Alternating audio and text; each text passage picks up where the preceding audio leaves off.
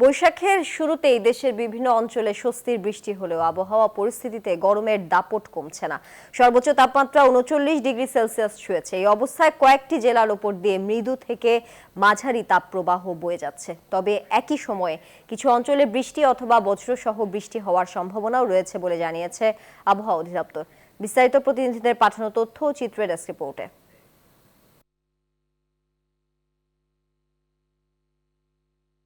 গরমে জনজীবনে নেমে এসেছে দুর্ভোগ।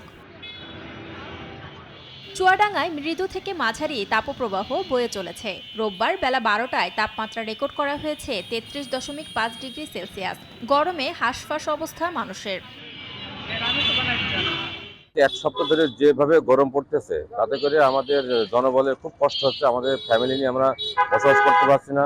যখন একটু কাজ করতে যাচ্ছি করে হাঁপিয়ে যাচ্ছি, মনে হয় আমাদের স্টক করে মারা যাবে এমন একটা ভাব হয়। বগুড়া জেলায় তাপমাত্রা ছিল ৩৮.৫ ডিগ্রি, যা এই মৌসুমে সর্বোচ্চ। এক সপ্তাহ ধরেই বেড়ে চলছে তাপমাত্রা। এতে করে জনজীবন বিপর্যস্ত। ভোগান্তিতে পড়েছেন নিম্ন আয়ের মানুষ।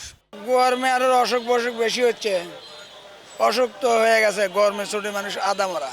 এছাড়া যশোর, কুষ্টিয়া, পাবনা, রাজশাহী, বাগেরহাট সহ দেশের বিভিন্ন জেলায় বয়ে চলেছে তাপপ্রবাহ। বান্ডেল থাকলে প্রতি সেনমানিতে টাকা বাঁচবে। বিকাশ সেনমানি বান্ডেল কিনে জিতুন প্রতি লেনদেনে।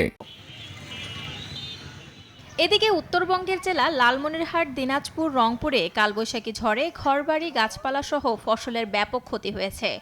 গাড়ি, 3টে দোকান, একরে মাল পানি সম্পূর্ণ বিভিন্ন জায়গায় বিদ্যুতের খুঁটি উপড়ে পড়ায় শনিবার রাত থেকে বিদ্যুৎ বিচ্ছিন্ন হয়ে পড়ে এসব জেলা। কয়েক মিনিটের ঝড়ো হাওয়া ও শিলাবৃষ্টিতে আম, লিচু, ভুট্টা, ধান, পাট সহ ব্যাপক ক্ষতি হয় উঠতি ফসলের। শান্তা ইসলাম, ডেস্ক রিপোর্ট, নিউজ 24।